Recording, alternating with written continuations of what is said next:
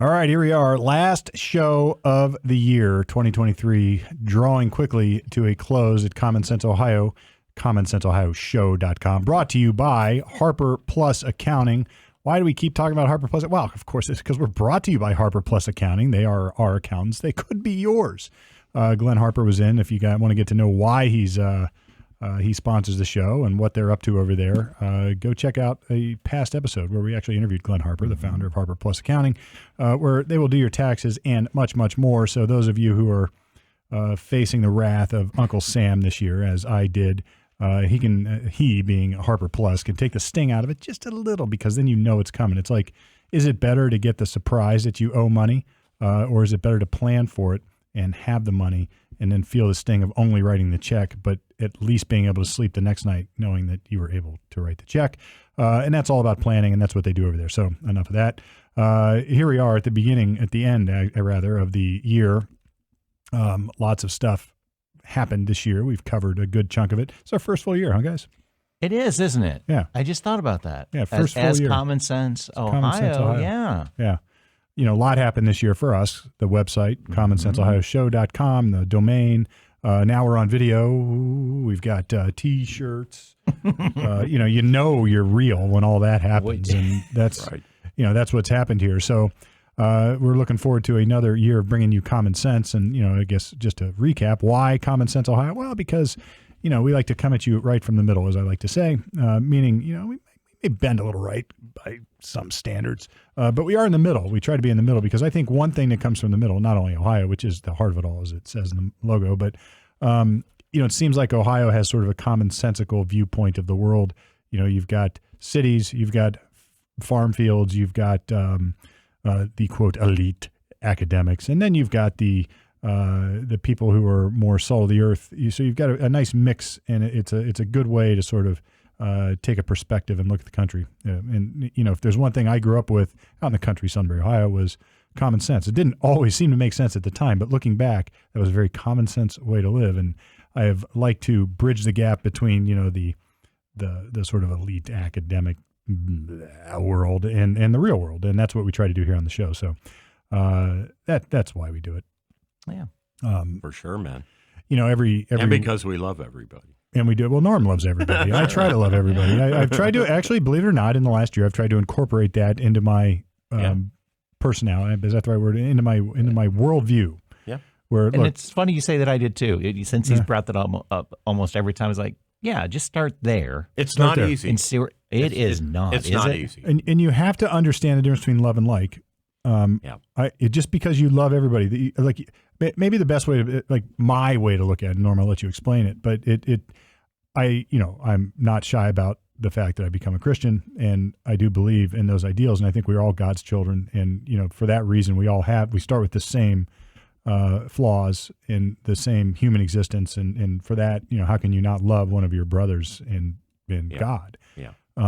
It doesn't mean though that you have to like Uncle Charlie. No. And it doesn't mean you have to spend time with Uncle Charlie. No. Liking is different than love, for sure. I use Uncle Charlie as we go into the holiday, or come out of the holiday season, rather. It's like, there's all those people you sort of cringe when you have to see them. It doesn't mean you don't love them. It just means you don't want to hang around with them. I talked about this. So I have had on my personal Facebook page, I have had a little blurb that for the holiday week, because I don't want to. I wanted to take a break from Facebook for a week, so I put up something about love on loving everybody, and it try to make it a little bit funny, but also serious. And the admonishment that Jesus gave for those of us who believe in Jesus, and you don't have to, but his admonishment to love your enemies. Mm-hmm. I mean, he went way beyond, just love people you don't know, love people in countries you'll never go to, love people that you're not related to. Man, he went to the ultimate. Mm-hmm. Love your enemies. And maybe not Holy for them. Cow. This is sort of the interesting part. And look, maybe I'm reading too much into the teaching, into the gospel, but it's not necessarily for them, the quote them, the other people that you don't even know, or maybe the person that you actually think you hate. it's for you. It cleanses your soul a little bit It does. to leave It does. the hate behind For sure, Steve. and say, Yeah. I don't want to be around you. I'm gonna steer clear of you and everything I do. I don't trust you, perhaps, or I got burned by you in a business deal, so now I'm never doing that again. Sure. It doesn't mean that I don't love and appreciate the fact that you are part of this world, part of God's world, and it just relieves all that stress and anxiety within your soul. It's It really does. I don't have to hate you anymore. Really does. Right. And then you start also kind of like looking for, besides the self-serving thing, which is totally important. It's totally important to have a balance inside your soul, right? I mean, Well, and don't feel guilty about it. If That's it makes you right. feel good to release it, that's okay. Exactly Don't feel right. guilty about that. But you also, if you adopt the attitude that you love other people, regardless of how horribly they may have treated you or other people, then because they're God's children, right? So then you start looking for little bits and pieces that sort of redeem those people, like because your heart's opened up to the possibility that maybe you're not so damn perfect yourself, and maybe you don't know everything about them, or how they got to that Or spot. how they got to that spot. That's You know, exactly right. and- What was their journey? What was their journey that brought them to that place that they're so bad right now, or at least in your eyes they're so bad? And like you said, Norm, maybe you reevaluate what your own eyes are seeing a little bit. Yes. And you might have a little bit different perspective on it. Yes. And if you think you're so perfect, then look in the mirror. Yep. Yep. I mean, so I can despise the policies of the Biden administration or Nancy Pelosi. I mean, except for Pelosi and Biden, I hate that. Or some of the crap that, I've got with DeWine this week. He's driving me crazy again. But I don't hate those people. I don't hate them. It takes so much negative energy. That's right. And, I don't hate those. And, you might say that it's selfish to, for instance, giving.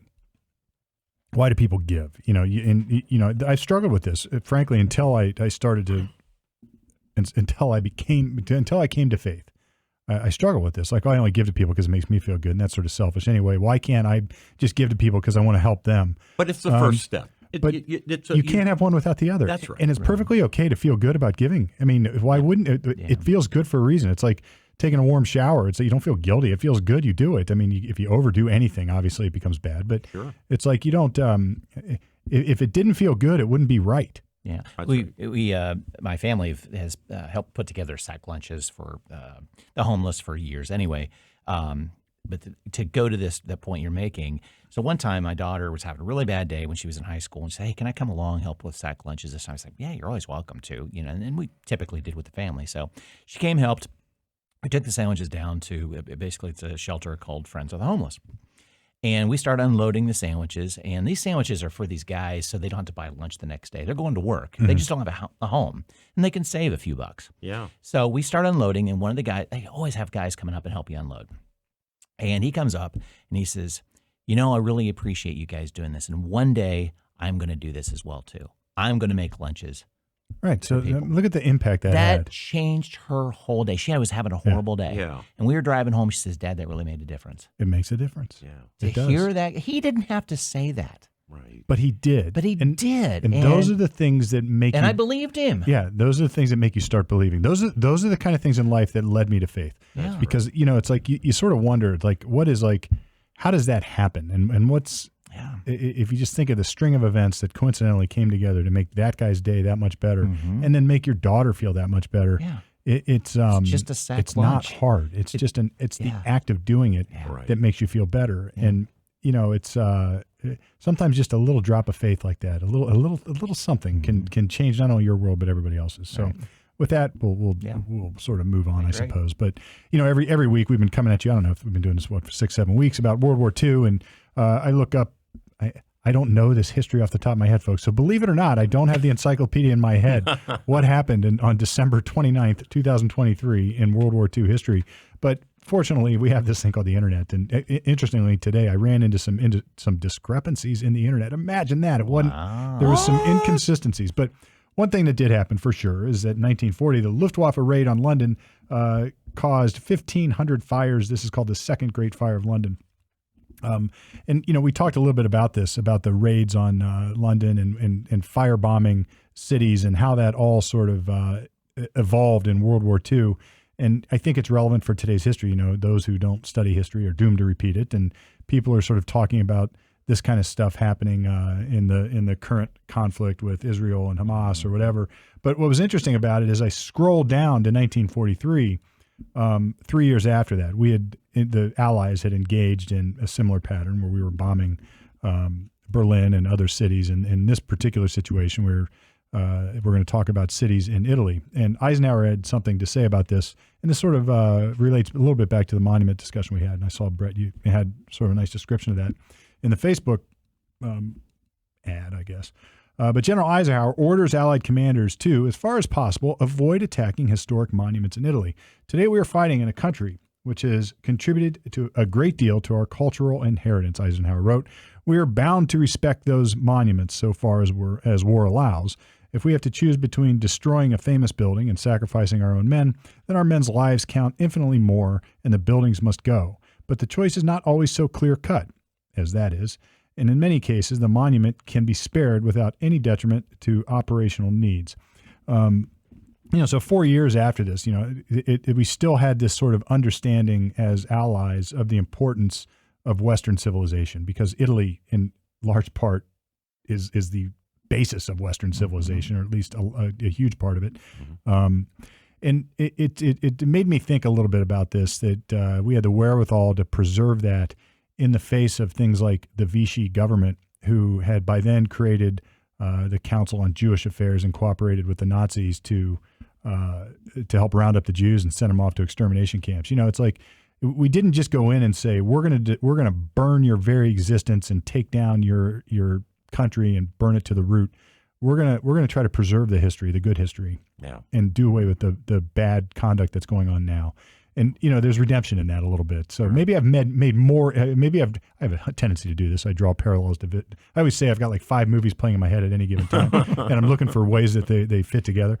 But I think this does fit together in some way. You've got this idea that we have to firebomb cities and kill civilians and go through all this. But in the midst of all that, the Allied commander Eisenhower issues an order. You know what? Hey, let's try to preserve the history here too a little bit. You imagine how difficult a surgical attack is.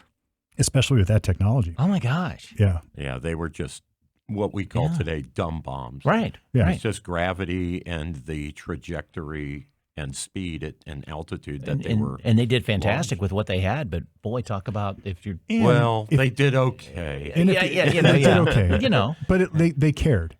Maybe. Right. To some extent, they cared. To some extent, I mean, it's ironic that what facilitated the Rome being declared, for example, an open city was a surrender by the Italian government. And then the Germans, of course, said, well, you could surrender, but we're staying. Yeah, we're going to stay anyway. And then Hitler wanted Paris burned to the ground, and he ordered his general in charge of Paris to do that, and actually kept telexing him, hey, have you started burning, like the Louvre? Napoleon's monuments, like I want it all bulldozed, I want it all burned. And he never did that. And he negotiated with the Allies, for as orderly as you could do that. Some people say that's to his credit, that particular general, that he totally disobeyed Hitler, could not imagine burning Paris to the ground. Yeah, and I made a mistake. I didn't make a mistake. I didn't bridge the gap because I jumped from Italy to the Vichy government. But the point was, it was the same in France. We didn't decide that we're going to take down. But we did bomb Monte Cassino. We did bomb Dresden. Dresden was a beautiful historic city. Norm, don't ruin my point. No, I'm just saying it's complex, right? It is complex. It's complex. I mean, it just is, and of course, so many people throw back the use of the atom bomb that we used twice in World War II to say, well, gosh, if you can annihilate all those citizens and you feel justified doing that, then why can't we bomb all the people in the in Gaza? Yeah. Right? Along the same lines that, yes, it's a small group of people that want to destroy Israel, just like it was a small group of Japanese elites that wanted to just, Right. Same kind of logic. Maybe what struck me here is that it was a consideration that they grappled with. So there's this morality that they were grappling with. It's That's like true. And That's true. And the other thing that was important, or that sort of struck me, is we didn't go in and just level it on purpose anyway, for the sake of doing it, because of Italy's alliance with the Nazis. There's many arguments you could have made at the time, like F those guys. Oh, sure. Let's flatten them Yeah. and get rid of them all. Yeah. But we didn't do that, and I think it's there. Like I said, there's some redemption in there, and maybe there's a lesson there for everybody to learn about the United States of America. We have a lot of Italians that were fighting in the war. I mean, United States, but Italian heritage. Such an interesting. Maybe just a generation removed. Yeah. And in Ike's, in the case of Monte Cassino, that was a tactical decision. Mm-hmm. If they didn't bomb that monastery that, dated, I don't know, 1,000 years or 800 years or whatever it was, they didn't bomb it just to bomb it, right? They bombed it because it had a commanding overview. Yeah, it was a tactical position against position. Yes. And the Germans had forward observers up they there. They literally had the high ground, guiding their artillery. Yeah, they literally had the high ground, and they were using it against us. So we had to take that out. But I don't think we would have taken it out just to take it out. No. And there was warning given, and I mean they did some things to try to ameliorate the human loss of life when they did do it. Yeah. So. Anyway, so that's a great one, Steve. Yeah. That's a great one. We'll try to make a little bit out of a day in history that it wasn't like we have D-Day, every day in World War II. But, there's still a lot of cool history to be had. Yeah. Right. And so true that at least in the case of the Allies, they understood there was a moral question, and that's what I like about the example that you brought up today. Yeah, they grappled with it. They grappled with it. It wasn't just and dropping the bomb on Hiroshima and Nagasaki as well. I mean, they had moral discussions before they did it. Yeah, and it was a very difficult decision. So those who today claim to have the moral high ground to say we can wipe out all of our monuments, we can wipe out all these guys from existence, and we can wipe them out because they did something bad in their lives. Right. On a larger level, there's a parallel there that we decided not to wipe out entire countries who did things that were bad. We in fact, we preserved Germany the best we could. Well, so good point. Foolishly gave half of it to the Soviets. So some of this revisionism, like they built a monument somewhere, probably at an RAF base, right? To Bomber Harris, was unfortunately has become what he was known. The guy in charge of the bomber flotilla of the RAF was Arthur Harris, and he's since become known as Bomber Harris. And there was a monument built to him. Of course, they had to take that down. Oh, of course, right. Because looking back now, he's a monster. But everything he did had Churchill's and Ike's, seal of approval. It's like, yes, this is an unlimited war. You're going to bomb at night. The Americans are going to bomb during the day. Right. Imagine that too. And we can talk about that history someday. And we're doing 24-hour. Like Germany never gets a break, and we're just going to bomb the living crap out of every factory and even civilians. Because we're inflicting terror because we want them to quit the war. Right. We wanted to win. Yeah. That's right. And in the midst of it, we were still concerned about these kind of historical targets. Right. So particularly in 1943. Now it's probably important to note that we're talking about 1943. We weren't talking about 1940, 41, right, where they probably cared a little bit less about those things because their very lives were still, they were still getting bombed in London. Yes. Right. And that, we eventually won the war, the War of Britain.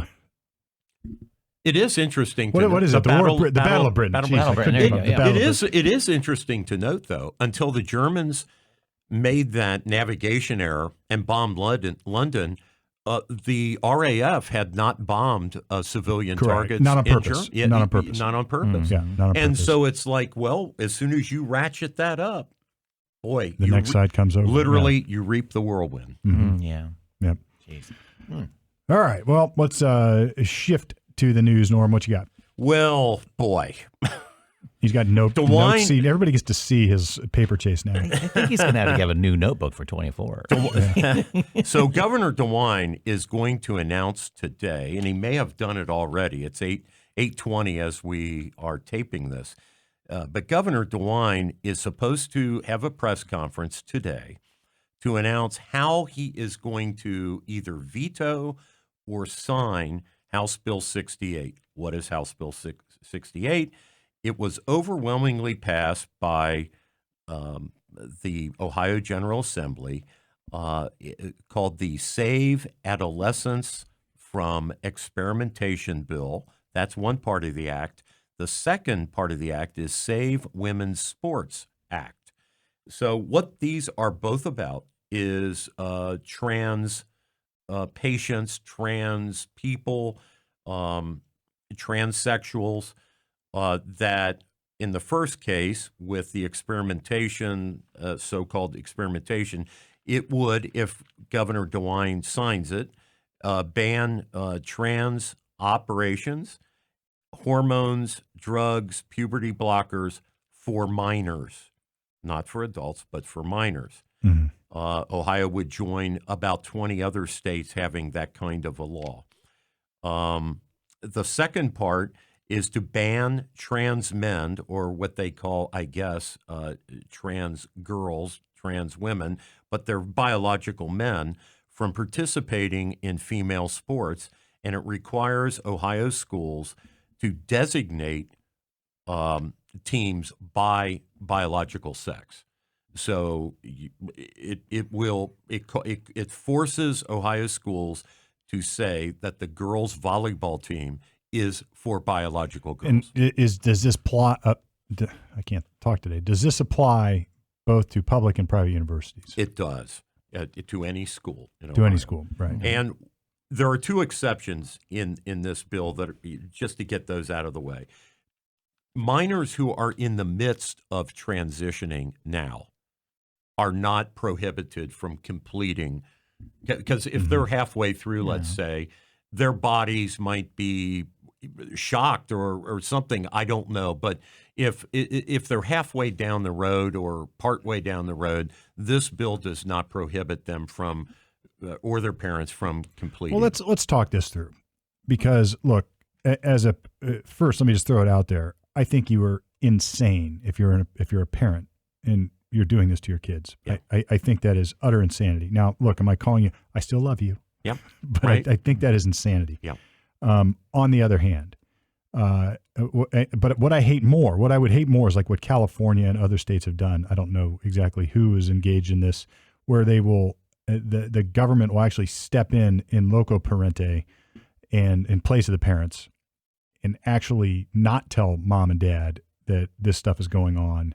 And, where it started as they would use different names for children when they're in school without telling mom and dad they're doing it. So they're sort of encouraging it at the school level and the government level, right, and sort of and usurping the role of the parents into the government and taking it back for the government. Right. I find that reprehensible. I mean, I find that evil. Because you're denying parents Correct. any role. But what if you're the parent? So now I want to go down a rabbit hole here. What if I'm the parent and I really want to do this to my kids? So there is one other exception I should get to, because it will involve this very topic. So for children that are born, I want to use the right term, they're born with an intersex mutation or abnormality. Like the one in whatever. So, but beyond that, what if this would permit treatment for that? Yeah, but beyond that. So, do I have a right as a parent to assist my child in changing whatever they change? I'm not going to say they change the gender because I don't think that's possible, but engaging in this sort of stuff. Yeah. But I guess the converse, and maybe the better question is, what's the government's right to stop me from doing it? Because the same power that takes the authority away from me is now taking the authority away from me as a parent to do the other thing. That's right. So I struggle with stuff like this. On the one hand, I agree with the outcome. I think it's insanity for parents to do this, but I also question the power of the government to stop a parent from doing this in a private setting. Now, you can. I'm talking about specifically hormone blockers, surgeries, things like that. Mm-hmm. Now, if I have to pay for it, I got a problem with it. If they're using taxpayer money, and funding it through whatever subsidized health care there is, I got a huge problem with it. Same as I have a huge problem with the government funding abortion. Right. If you make the choice and then you feel it's best for your child, you should be the expense should be borne on you, right? The parents. If I want to go, if I'm a woman and I want to get a breast augmentation, well, fine. If you want to take that risk and go through all the procedures and have elective surgeries like this, pull out your pocketbook, write the check. And I don't know now. You could delve into the medical ethics, but that's not necessarily a governmental problem. Is it first do no harm if a doctor's doing this? Should a doctor be doing that? That's a different question. Should the government tell a doctor that he or she cannot do it? There's where I struggle, and I don't have an answer. I'm just pointing out what I struggle with. I have a pretty good answer. All right. Okay. So the AMA and the American Academy of Pediatrics are both saying that gender transformation for minors should be allowed. Now, that is a big change, right, from their traditional point of view. Yeah, that to me is not worth the paper it's written on. Correct. Because I think that's a captured organization. To justify this, a spokesman for the Ohio branch of the Academy of Pediatrics is quoted in the media as saying that physicians don't do this lightly, that they have long, protracted interviews and conversations with the patient. So where I'm going, Steve and Brett, is how do you do that with a child? How do you have an adult discussion about a permanent change to their body? As in, organ transplants or organ removal. I got you. Yeah, with a let's a engage in some 10-year-old. whataboutisms here, though. What about a situation where you want to get your kid a tattoo, or what about a situation where you want to pierce your child's ears? What about where do you draw the line? And in those, maybe it's easy. It's like you're not causing permanent disfigurement, although to some extent you are. The tattoo can turn into something bad. Yeah. There are parents that ply their children with alcohol. Yeah. There's parents that believe that sex workers is a legitimate occupation. So hey, the my gypsies raise their kids in certain ways, and So in the government, and here's the opposite whataboutism. We preclude that. The government's That's right. makes some of that stuff unlawful. Parents can't do anything. They can't do anything. Right. I mean, there are limits. So is this where is the limit? Where do you draw the line? And it's not so easy. So those on either side of this would say that it is. So if I'm saying I think it's insane to cut off your child's penis, it's utter insanity to me. I think you're crazy. I think that is nuts. I think that's completely off the globe, stupid. On the other hand, the question is so I would agree with this law. On the other hand, I also take a position all right, what's the power of the government? And I'm very suspect of this. And what can the government tell us what to do or what not to do in our private lives? Right. And I always grapple with this in every analysis, probably to my own. I can't say that I'm right. No, these things bug me. No, it's valid on both sides of this. It really is. It's okay, I think, to consider that. And DeWine has said, for example, on this issue, that he has found in interviewing people pro and con that he has concluded that people on both sides want what is best for children. But who's the government to say otherwise, right? So. If is the government the purveyor of quote what is best for the children end quote? In all kinds of ways, yes. Look, we can't have sex with children, and because it's against the law. Children must go to school. Even if the parent doesn't want them to go to school. Yeah. Truancy. They give you an alternative though for homeschooling. No, they give you but they don't give you the alternative of not educating your kid. And your kids must be inoculated before they go to school. Must and you have this, a lot must of that. There's a lot of that I don't agree with. They don't agree. I do not agree with a lot of that. Both sides of just what you're talking and about. Then you can start splitting. It's is every vaccination the same? And no, I think they're not. I think far from it. And this is where. It's a whole different debate. But back to this, I think this is so permanent, and when it comes to operations, when it comes to suppressing puberty. Sure, this would be the argument. These kids cannot recover if they have long-term treatment. They're not coming back. You could draw a parallel with drug laws. Yes. The kids aren't allowed to take heroin. Yeah, and we're also looking at a big assumption here that the parents. the schools are accepting and working with the kids in regards to name change, or the pronoun change. My mind goes to that. Okay, the parents may not be accepting of this whole situation, just as if somebody chooses to, or not, they didn't choose, that they feel that they're gay. Yeah, I didn't mean to say choose. They don't choose that, and there are parents that don't accept it. And they kick them out of the house. I'll dicker with that. I think some people choose to be gay. I don't think so. I don't think. I don't know. There's a lot of experimentation. Well, again, what I'm saying is the parents don't accept it. Though. I don't profess to know exactly how that happens. I would say something like this, though. These types of things often pass. That's right. With kids. Sure. That's right. And in fact, I think You're right. there are more reliable studies that would show just that. You can. So doing nothing and not intervening and encouraging one thing or another is, to me, that would be the best approach. So if my son came to me and said I'm gay, I'd be like, that's great, and I'm not going to change the way I'm raising my son. If my son came to me and says, I think I'm a woman, I think I'm a girl, I want a sex change, I'm going to say, yeah, that's great. No.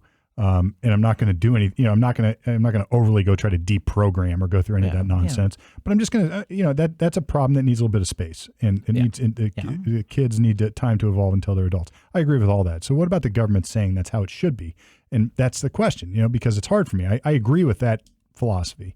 But then once you give the government a lever of power that can be exercised, it comes down to how it gets enforced. So now you're going to have children's services organizations, a government bureaucratic body coming into your house, because I've defended these cases, and dictating how you raise your kids. And I struggle with that a lot. I'm not saying it's always inappropriate, but it's like creating the brown shirts to go confiscate guns. On the face of it, if you're a criminal and you have guns that you shouldn't have, then why not have somebody go confiscate the guns, except when it gets corrupt. It's right. And then it's a problem. So all I'm saying is, everybody give it a little bit more thought, because the line isn't so straight. And there's like so many other things we kick around this round table is, it becomes, there's always unintended adverse consequences for every government action. And not that you shouldn't do anything as a government, but you should explore what those might be, and then either acknowledge the risk and say we're going to do it anyway, or change the tack a little bit so you maybe have a less invasive way to do it. It just feels like you've mentioned many times that it answers the question, well, we have to do something. We don't have to do something. This does smell a little political. It doesn't have to. I happen to agree with it. Slow down. Well, I think politics is how we resolve things without using violence. So I like politics. No, I know it can. Otherwise, we're out in the street shooting at each other. No, this is how you resolve things. Fundamental sort of the debate on the role of government. This is like, are we going to be completely? I'm totally into partisanship. I'm totally into politics. I'm totally into free speech. I think when it comes to children, there are a whole host of things, whether it's gun ownership, whether it's, you have to stay in school, whether you can't get married until a certain age, whether you could join the military, can't drink until a certain age.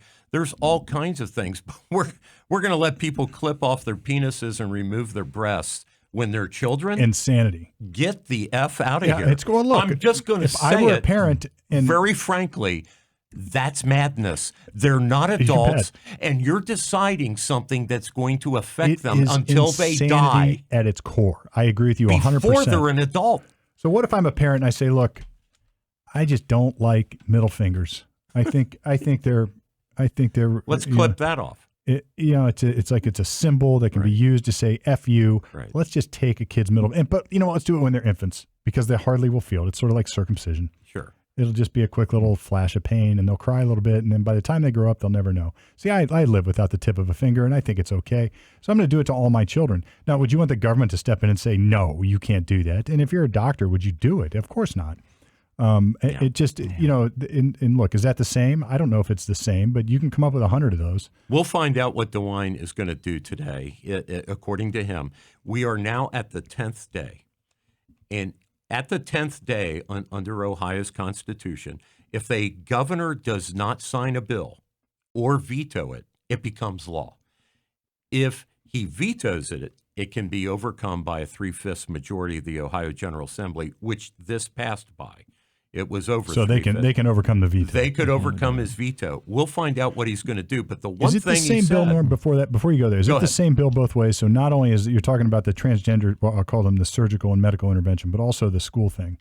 Is that About the the same bill? sports? Yes. it's in the same bill. So he has to. bill. So is it? It comes as a package. That's right. It's one bill. Yeah. That's where the stuff gets so. Because I can see Yes. somebody saying, "Okay, I agree with this one, but not that one." Well, Right. and wait till we get to the next thing DeWine just did. All right. Okay, it's the same kind of madness. So I cut you off. You said that he says. Well, he has said that this issue deserves him to take a stance. So he is saying he will either veto today or he will sign it. So he's not going to pocket permit it, or Okay. That's right. because we have the inverse of a pocket veto. Well, Yeah. So we're going to find out.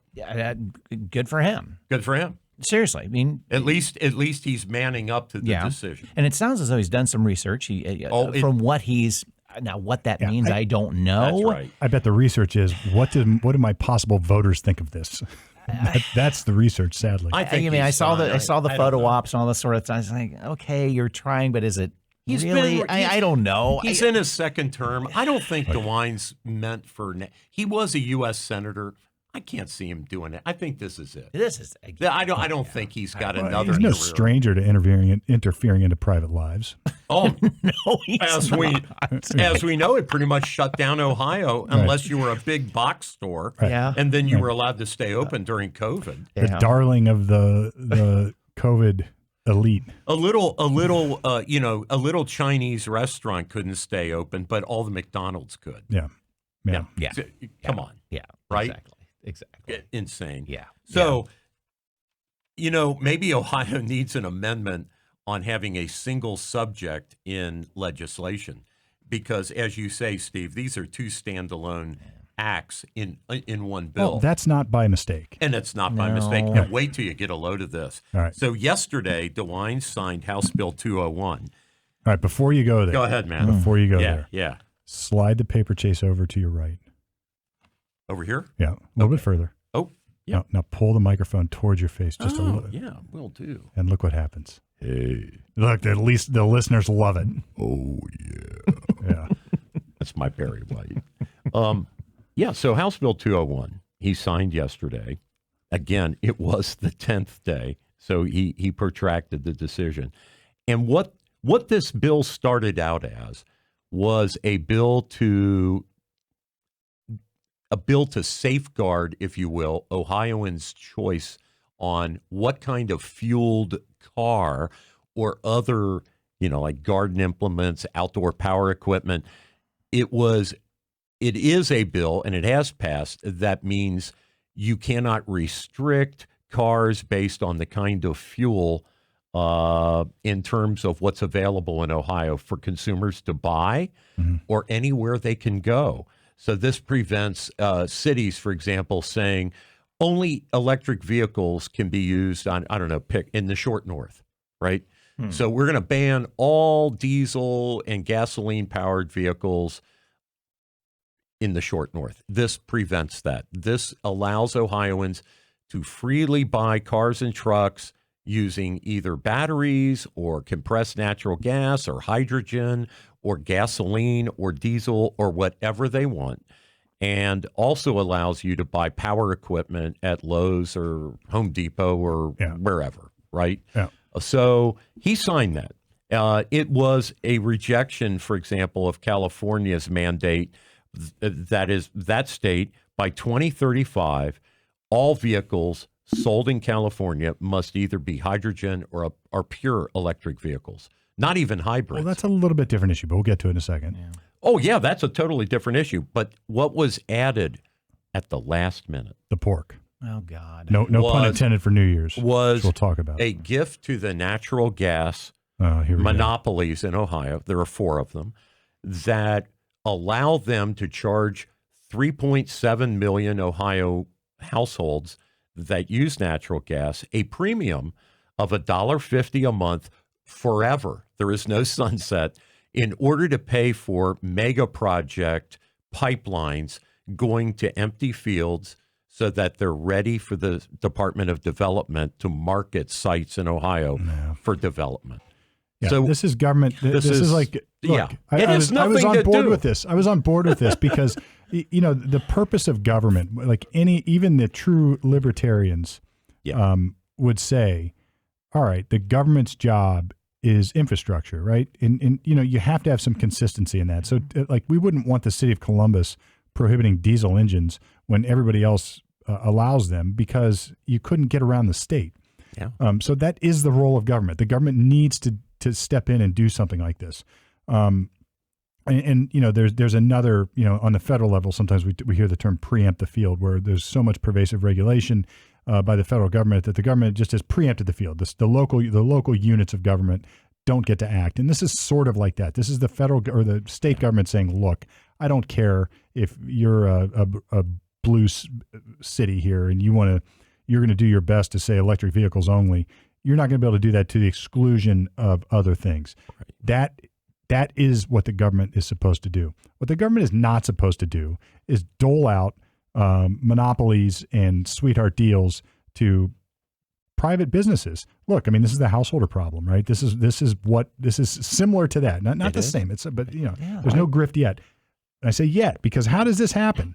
Like, is this just true lobbying, or is there something more going on? Right. It's and we'll never really know, right? Some guy's wife gets hired by some company coming in under one of these deals, and we will never know about it. Yeah. And this is another form of corporate welfare. And let me say this. Just openly, we're going to $1.35 a month or whatever. This is Hunter Biden stuff. Yes. God. So you get to charge what you want, and we're gonna authorize that, and not only that, make it a law. Yeah. So you can make billions of dollars. Right. And I would say this: if it makes sense to go put a pipeline through a certain field, and there's a cost to that, well, then sell your product at a rate that is commensurate with the cost and make a profit. Right. I don't give a crap. Right. But as soon as the government intervenes and puts its quote invisible hand into it, right. Then now it's distorted. Now what happens is it could be, and it might end up hurting the gas companies. It might end up helping them. I don't know, but Steve, it's going to hurt us. Even other businesses appreciate the distortion argument you just made, because the Ohio Manufacturers Association was against this. Yeah.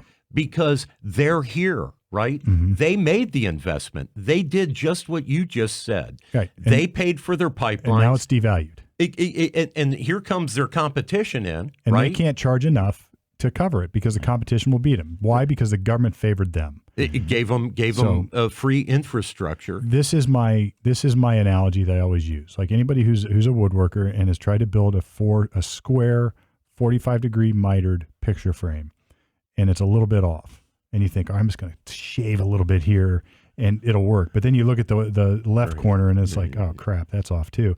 And so you fix that one. And then you look at the right one, that's off. And pretty soon you got to start over and it all goes to crap. That's what this is. Government tinkering in the economy like this turns it all to crap. Because if our government, whether they're sitting in the General Assembly or they're Biden up on Capitol Hill, if you think that these people are capable of engineering a complete economy, well, then study history, because it's never been done in the history of any human affairs has the government completely engineered an economy. And it's not like everybody who's tried has killed 100 million people. Of course, that's what happened. Right? Right. Go study Stalin and the kulaks and what happened when they tried to engineer the economy. I mean, it's a disaster. Right. And those are just the the obvious examples of it, but the more sinister ones when it's like now these private businesses, the ones who didn't get the benefit, are going to go out of business. Yeah.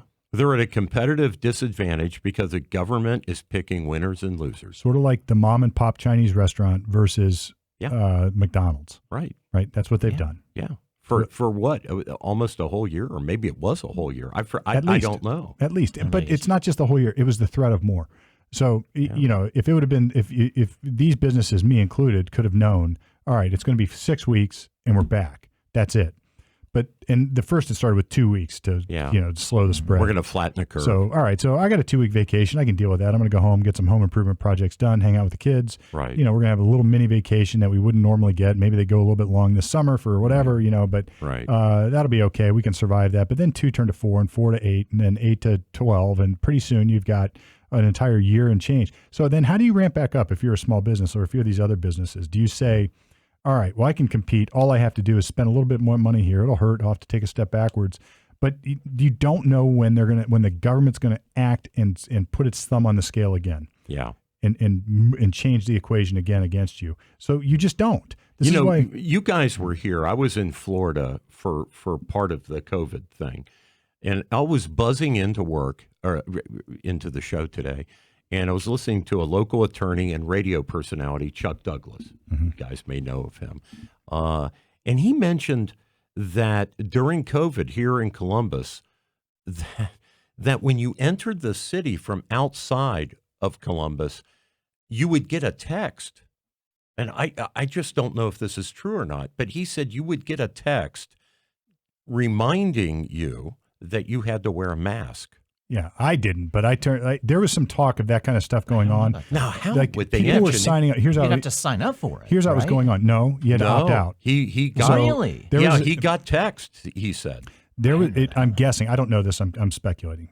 There was a time when I actively and intentionally opted out of every healthcare app on my phone. So like Google has Okay. baked into it Yeah. certain healthcare, your heart rate or whatever it is, like Yeah. how many steps you take, all that nonsense. Okay. I had to dig through setting after setting after setting and then opt out of everything because they were, there was that kind of stuff going on. They were monitoring whether you were doing healthy stuff or whatever. I turned off all location services. So that never happened to me, but it wouldn't surprise me if it were tied to something like that. that's Because we sat around this round table with Jared and the rest of us. We're like, turn this shit off now. Yeah, Interesting. I mean, wow. I have never heard anybody talk about that. Me either, Brett. I had never heard of that before. Wow. I am. Blows me away, man. And it's super creepy to think Well, yeah. that the Columbus Department of Health or whoever is telling cell phone providers, we want all incoming cell phones the to technology is easy. It's geofencing. get. I wonder if it ended up. Yeah, that's really. We'll have to look into that. Yeah. But it's scary the power of the government. So where does it stop? That was for a good cause, though, Norm. We're protecting the health of everybody. So who wouldn't want to do that? Who wouldn't want to do that? And I remember specifically DeWine. My son was in his music lesson, and things had sort of opened back up, and he was allowed to go have a live music lesson, something in person. And I'm sitting in the car waiting, just listening to Jared used to call him the man in the sky or the man on the box. He'd come in at 6 o'clock every night and give his little speeches. Yeah. And there was and this one wasn't one of those, but it was a schedule today. There's a big announcement from DeWine, and he gives this speech. I should look up the date, but he's like, it was something like, "All right, we have the tools. We know what to do. We've done it before." Meaning, all right, we gave up our businesses, shut down, do whatever. And I remember slamming my fist into the dashboard. It's like, you mother effer. It's like, you didn't do anything. You did nothing. Yeah. And what's this we? Because I'll bet you every single paycheck that was coming your way found its way to your bank account. Yeah, sure. And by then I hadn't had a paycheck in a year. Yeah. And I'm just like, you son of a bitch. You didn't do anything. And to tell the mom and pop Chinese people that, you've got the tools. No, the government had the tools, the lever of power to force you out of business and make you do its bidding. Yeah. And essentially deprive you of a living and a right to pursuit of happiness. 100%, man. And so that somebody asked me recently what I think of DeWine, and I told him that story. And I was like, "That's what I think of DeWine." Yeah. Yeah, Awful. Awful. that sort of flip. Even a Republican filed a legislation to impeach DeWine at the height of the COVID process. Yeah. There were Republicans that were like, I don't care if he's a Republican. He's turned into a dictator. I think it's true that the COVID, the national COVID, I'll call them the crime syndicate, who were advocating to shut down, vaccinate, do all this crap. Yeah. Early on, they identified Ohio and Biden as somebody who could play ball. So Ohio was a test market for this stuff. You're right. And there's a memo or an email that You're was right. exposed through public records. You're right. Saying we'll use DeWine. I keep saying Biden, but we'll use DeWine. Well, Biden was complimenting DeWine Yeah. and saying, "Hey, he's one Well, of this was during Trump. He's a good Republican." Right. This is during the Trump Yeah, era. yeah. This is during the Trump era. Sure, it all But started with that. Absolutely. DeWine was targeted, and Ohio was targeted as a test market for these sort of restrictions because it's sort of a red state, but at the same time they had a rhino governor who would play That's ball. right. And it's always been a rhino. Yeah, who would play ball, and he did, of course. And we have had a string of Republican governors that are rhinos: Kasich, Voinovich, Yeah. Taft. I mean, it's unbelievable, and they all managed to get wealthy. And I keep saying, you guys all criticize Governor Gilligan for enacting Gilligan. for John tough now, Gilligan. isn't it? Yeah. You guys all criticized him for enacting an income tax on Ohio citizens, right? And none of the subsequent Republican governors or legislatures have gotten rid of the income course tax. not, right. Because Right. look at this.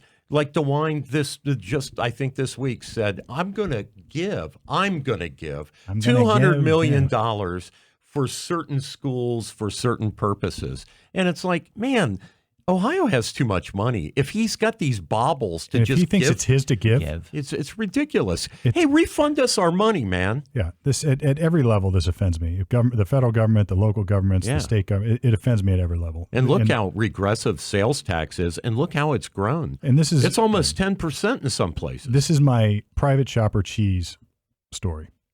At one point, I was involved, or we had somebody helping with the kids at one point, and we said, "Hey, look, we got this party coming up.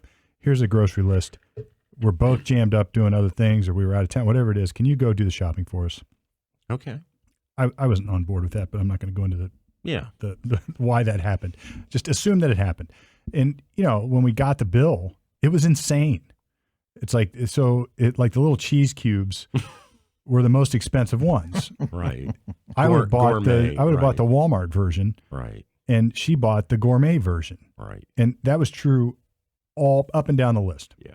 And why? I paused for a second, and I was pissed. But I thought, well, we didn't specify, for one. And secondly, it wasn't her money. It was really easy to spend my money. Yeah. It's a piece of cake. It's like, I think they should have this good. This is my favorite cheese. I'm just going to get this cheese. Top flight. Because that's why, that's what I would get. So that's what we're going to get. Yeah. And, why is the government any different with your money? That's right. They're not. It's easy to spend your money. Oh, yeah. It's not theirs. Not, Right. Yeah. They have no stake in the outcome. No. Yeah. Look at any conflict that we subsidize around the world.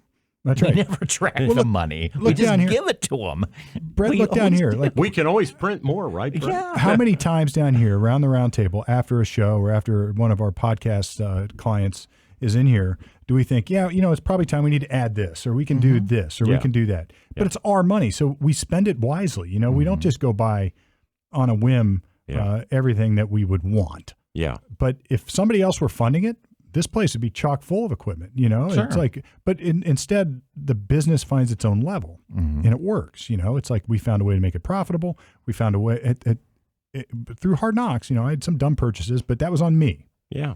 I lost the money. I got burned. I didn't do it again. Yeah. And that, like, if that happened, if the government had to spend its own money, or if they came out of their own pocket somehow, it's not possible, of course, Right. but it might change things. If So- we could just get the politicians to suffer along with us in the same programs like Social Security and like the general health care market. Instead, they have their own special health care. They have their own special course. retirement. They have everything segregated to where they are unaffected personally by the decisions that they make for the rest of us. Yeah. Right. And I heard this even from dear friends during the shutdown. Oh, you're smart. You're one of the smartest guys I know, Steve. You're gonna figure out a way to make this work. You're gonna be just fine. And I was thinking, go f yourself, man. I mean, really, forgive my language, but I was just like, f you. Yeah. Yeah. It's like, think how belittling that is. That doesn't help at that moment. It doesn't help at that It moment. And doesn't. think of the depth of the belittlement of that. It's like, it was easy for me to build a business. It was easy for me to get this far. It was, I heard that too. Oh, you're good. It's easy for you. And, the running a business and getting clients, that's easy for you. And I'm just like, who the, like, Yeah. what? Right. And again, I'll probably blurp out the language, but it's like, I know what you mean. screw you people, Right. It's like, and the government has said that to all the small mom and pop businesses time and time again. And DeWine's at the helm of that. So that's how I feel about DeWine. Yeah. Totally, man. Yeah. Sorry, I monologued there. No.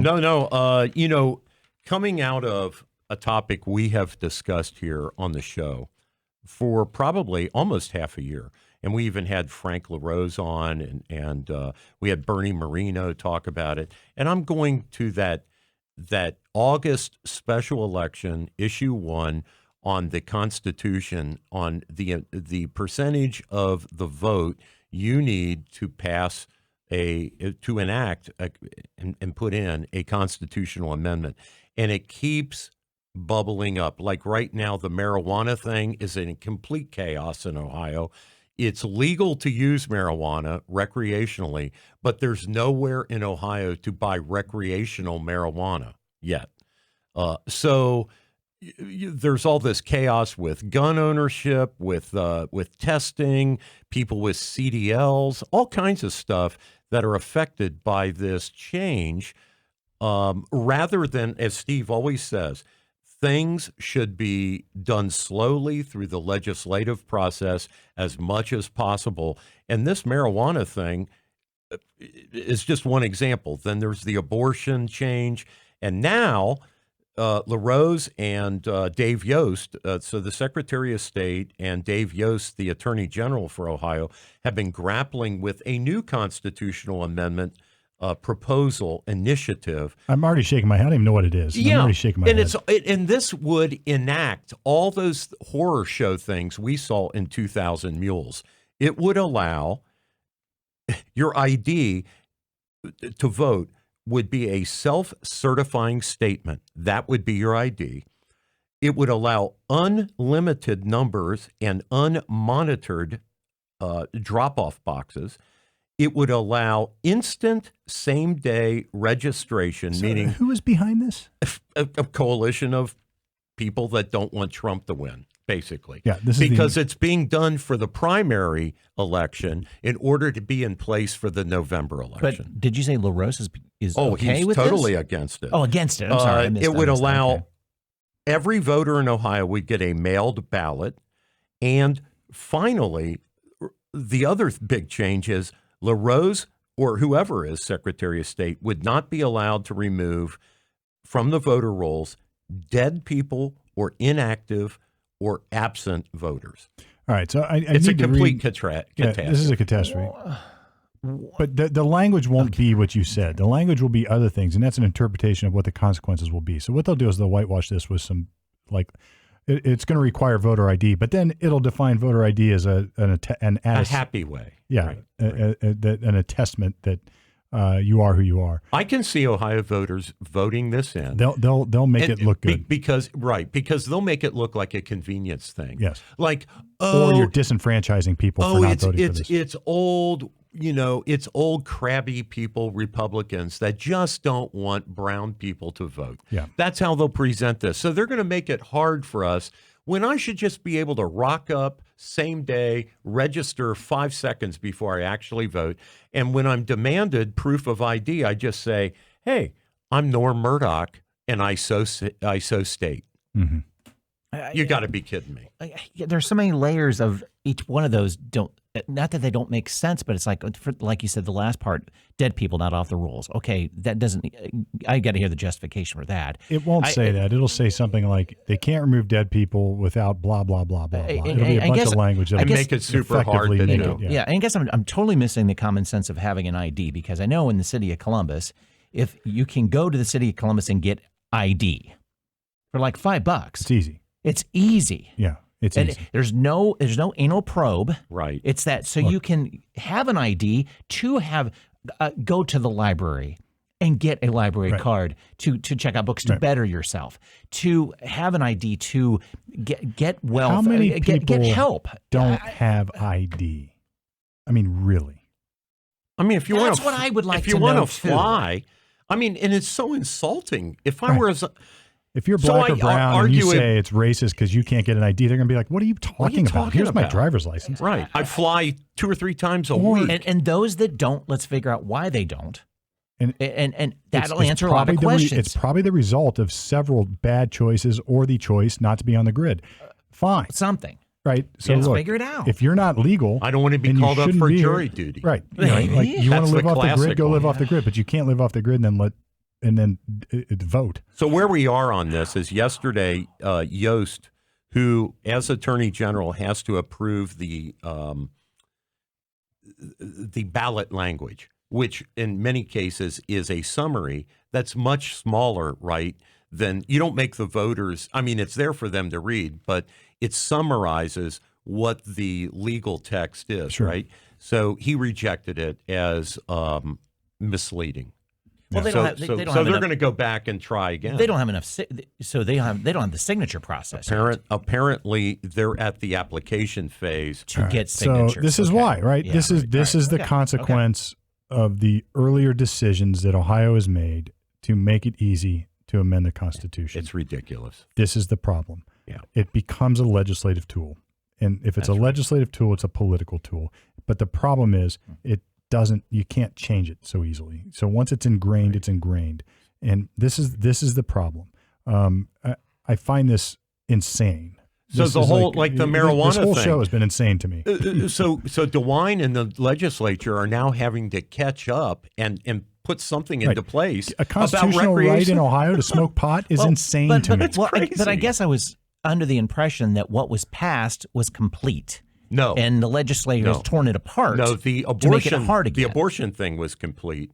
That was Right. self-executing. Okay. The marijuana issue was not self-executing. What Okay. it said is the legislature shall pass legislation in order to make all this happen. Right. But 10 days after the vote, recreational use became legal. Right. But there was no way to buy recreational marijuana. Okay.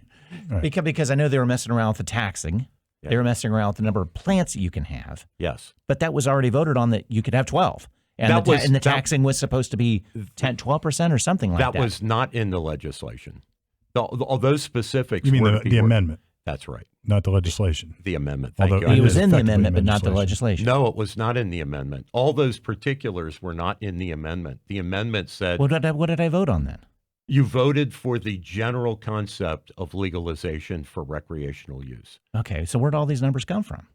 The 12 plants. legislature has all these bills now to try to flesh out. Okay, gotcha. Yeah. Okay. The abortion thing was really different. Which I knew it was. Yes. Yeah, which I knew it was. Okay. If you remember when you voted, because you heard a lot of specifics around the marijuana stuff, and then all of a sudden, when you voted on issue 1, which was the Yeah. abortion thing, when you went to the booth, there was huge pages of text. Yeah, and yeah. it was self-executing. All right. The marijuana thing was like a little tiny thing, paragraph. and then the other. Okay, I got you.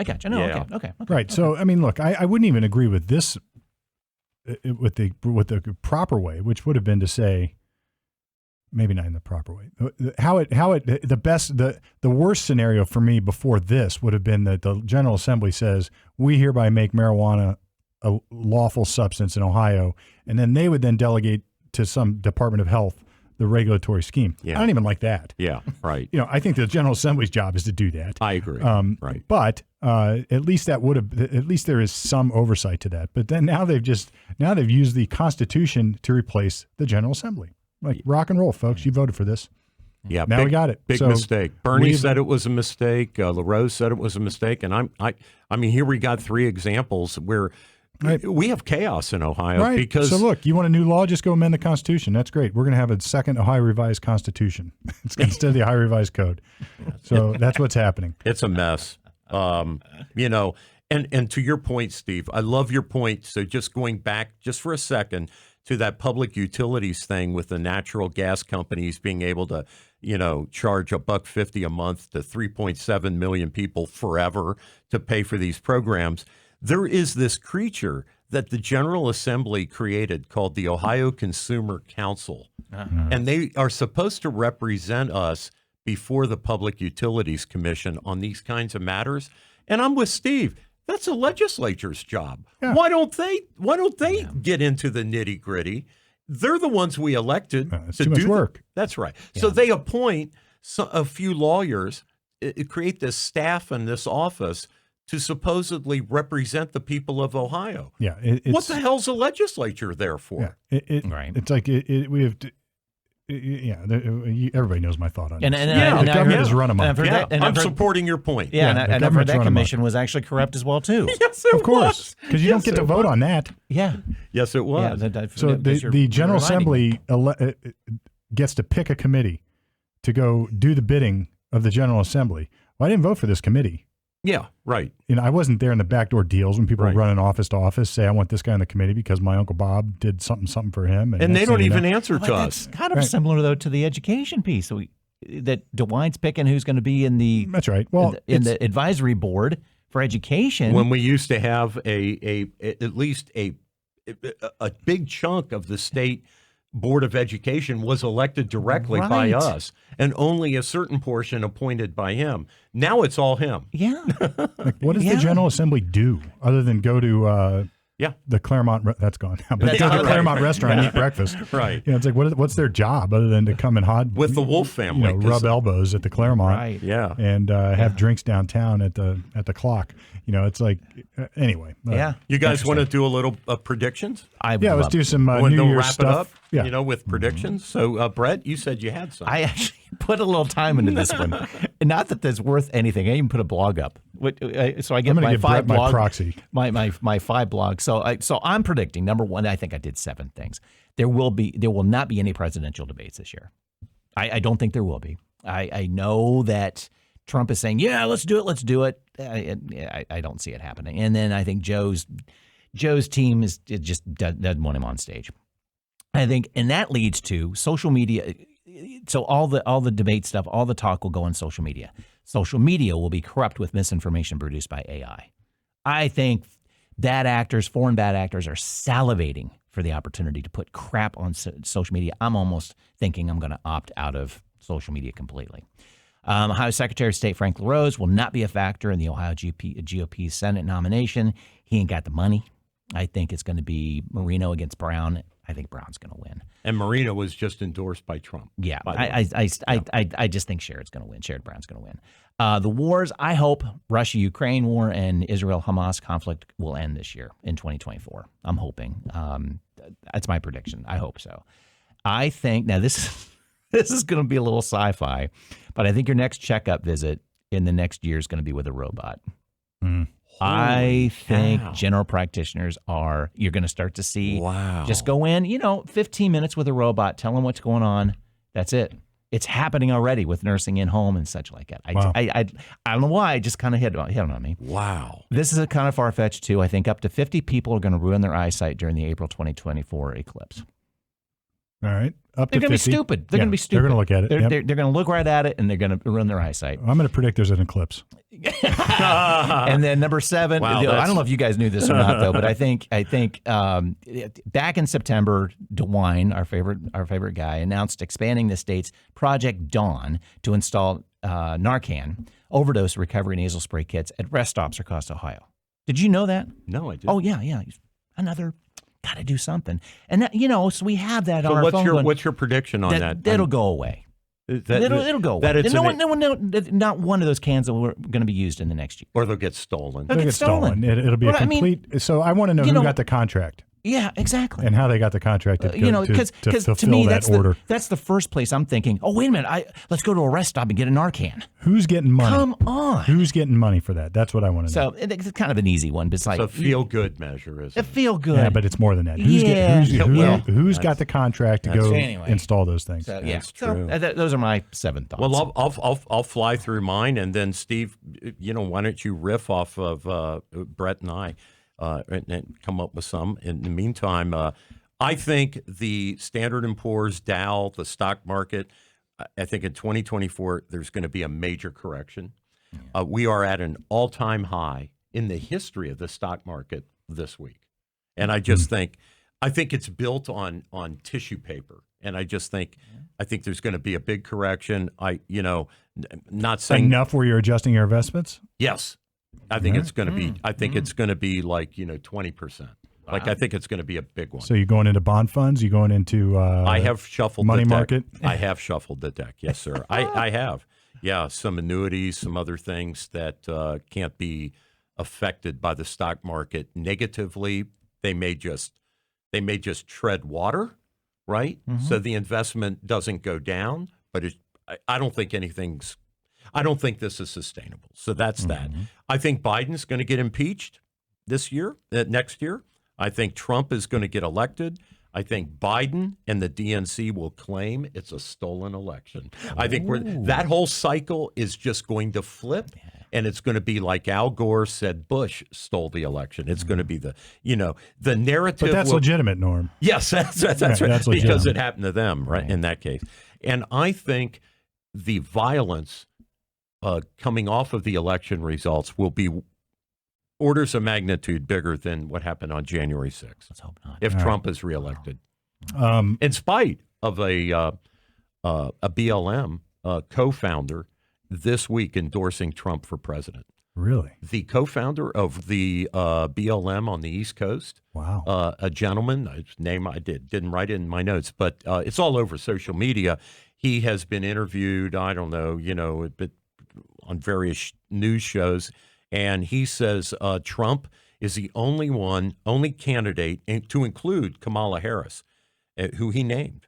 He said he is the only candidate that will really serve the interests of Black Americans. Very interesting. Interesting. Yeah. Contrary to the narrative. Contrary to the narrative. Wow. All right. So I did give this a little bit of thought. I did not come up with some specific predictions, but I will say this. The one thing I gave a lot of thought to was who's going to be the president in the coming year? Who's getting elected? And here's what I came up with. I have no idea. I could not even put together a series of facts to draw a conclusion, even a hypothetical conclusion that would give me an answer that I could rely upon. Yeah. In my head, when I really try to think it through, I have just a big black spot. I can't. It's like, what's going to happen here? Because we have Biden, who is clearly beyond his years. Yeah, and probably going to die. Yeah, and he's certainly a puppet. A puppet. I mean, he's being manipulated. And you have Trump, who is all over the place, getting indicted in various places, got trials coming, and 91 charges against him, and he himself not a spring chicken. No. So I have predicted this. Neither will be president, and the Dems will win. Do you think some other candidate is going to come forward? Really? Yes. And here's how I connected that constellation of dots. I think the Democratic Party generally is far more shrewd and capable politically than the Republican Party. That's for sure. I think it is obvious to me that the first party that produces a candidate who is not either Donald Trump or Joe Biden, will win. As long as that person at least appears to be reasonable, they will win. Because America is done with this insanity. Steve, are you thinking Gavin Newsom? What are you thinking? No, I'm thinking the guy from Minnesota. I'm drawing a blank on his name. Okay. What's his name? Oh, I know who you mean, but I can't. I can't think of his name. But not the governor up there. I think it's a general. It's one of their local representatives or something. But I think, and not that I agree with this, but I think that no, you're just saying the Dems are far more devious in political affairs like this. Yeah. They have to know that the first party that produces a candidate other than Joe Biden or Donald Trump will win the election. And, the Republicans, by obvious display this year, are unable to produce anybody other than Trump. They're not going to do it. Well, the votes aren't there. Well, even if they were, it's like everybody's scared, or who knows? I have no idea why. Yeah. Of course, I'm a DeSantis guy, and I'm really, I'm despondent because I really don't want Trump as president, but he's going to be the only option I'm going to be given. Well, and look, I'm not saying I won't vote my party, but I don't think that is. I think that the first party to produce somebody other than these two will win, and I don't think it's going to be the Republicans. I think it'll be the Democrats, and they have an easy out to do it. So it's not just that they're shrewd; it's that their table is set for this. Kamala Harris will bow out because behind the scenes they're giving her the hook. The Dems are not immune to doing this. They did it with Bernie. I like this discussion, Steve. So just thinking of the timetable. Because they're putting people on the primary ballot right now, and we know what happened in Colorado and California, and this week in Maine and up in Michigan. There's this effort in certain states to take Trump off the ballot, and California just said no, he's going to be on the ballot, and things are in suspension right now, waiting for a Supreme Court possibly to take up this whole issue. So the Democrats they're under the same clock as the Republicans because the primaries are going to happen beginning early next year. So this candidate that you're envisioning, unnamed, unknown, won't be on the ballot. So are you seeing this happening at the convention, Steve? Yeah, or right before. Biden will either bow out because they got to elect him or get impeached. Or her. They got to elect somebody. Yeah. Biden's going to bow out for health reasons or whatever Before the convention. before the at some convention point. die, Okay. sadly, Yeah. or have a health crisis that would preclude him from running. Stroke or something. Yeah. Yeah. And it wouldn't surprise me if that happened, or he'll be impeached, one or the other. I mean, it's like either way, there will be a reason for the Dems to pull him from the ticket, find the candidate, and then sneak it in at the last minute. That's what Okay. happens. That's my prediction. and not ask him to give the blessing on the new candidate. Doesn't need to. Doesn't need to. Doesn't need to. Doesn't Because need to. It probably why? would be a detriment. Why? Probably. Because anything's better than Trump. That's how the country's going to look at this at that point. And if this mystical candidate that I'm envisioning just appears to look and act normally, then that's all they need to do. Yeah. Well, this whole thing's a casino. I mean, Yeah. I picked Trump to win the presidency. Just, that's just like I'm pulling that out of the air. Nope, I got you. Right. That was the best I could come up with. Now, as far as the stock market, I think I agree with you. I think it will correct, but like always, it'll come back. And I'm no financial advisor. I'm contemplating after this conversation, reshuffling my deck. Like but, gold right now, super high. Like there's all these indicators. yeah, right? it's like traditional indicators are there. Where, Yeah. it's really high, and who knows? But so I agree with you there. And that's all I got. I got Yeah, no other predictions. I think That's a huge one. That is. Wow. That's I a love huge it. one, and I really like the mental gymnastics behind that, Steve. Yeah. That's really awesome. Like I want to see that get played out. Well, I think it will, and sadly, it'll be a Democrat who's president, and we are going to get very little change as far as policy goes. Yeah. And what I predict for the future of the country, if this continues much longer, I shudder to think about it.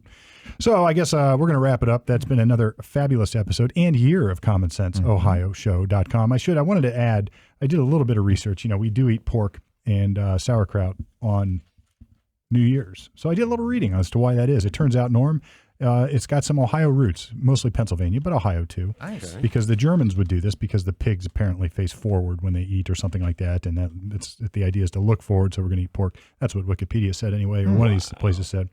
But the Germans bring that tradition to Pennsylvania, the Pennsylvania Dutch, which sort of spills up into Holmes County and some other places. Yeah. Well, where in do you Ohio. think the pigs would come from? Cincinnati. There you go. Porkopolis, in, right? in Cincinnati. They had to touch Cincinnati at some point in time. I like it. So Yeah. pigs are from Ohio, and you eat pork and sauerkraut on New Year's because of Ohio, and that makes nothing but common sense. Where you can check us out at commonsenseohio.com.